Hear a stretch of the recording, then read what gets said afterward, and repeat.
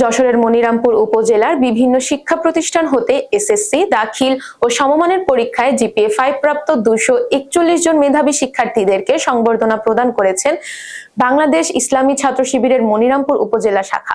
সোমবার 28শে জুলাই সকালে মনিরামপুর উপজেলা পরিষদ অডিটোরিয়ামে আয়োজিত এই সংবর্ধনা উপলক্ষে আলোচনা সভায় প্রধান অতিথি হিসেবে উপস্থিত ছিলেন বাংলাদেশ জামায়াতে ইসলামীর যশোর জেলা শাখার কর্মপরিষদ সদস্য ও আসন্ন সংসদ নির্বাচনে যশোর 5 মনিরামপুর আসনের সংসদ সদস্য পদপ্রার্থী অ্যাডভোকেট গাজী এনামুল হক।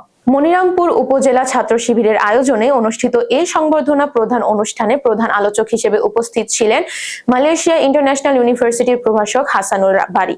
এছাড়াও বিশেষ অতিথি হিসেবে উপস্থিত ছিলেন যশোর জেলা জামায়াতে ইসলামীর সহকারী সাধারণ সম্পাদক মনিরুল ইসলাম, মনিরামপুর উপজেলা জামায়াতের আমির অধ্যাপক ফজলুল হক, মনিরামপুর উপজেলা শাখার সহকারী সেক্রেটারি HM শামীম, যশোর জেলা ছাত্র শিবিরের শহর সভাপতি মোহাম্মদ মিনারুল ইসলাম, খুলনা বিশ্ববিদ্যালয়ের সহযোগী অধ্যাপক ডক্টর রিপুল কবির, মনিরামপুর উপজেলা পেশাজীবী ফোরামের সভাপতি আবু সালেহ মোহাম্মদ উবাইদুল্লাহ, অভিভাবক সহ আগত বিভিন্ন পর্যায়ে ব্যক্তিবর্গ উপস্থিত ছিলেন।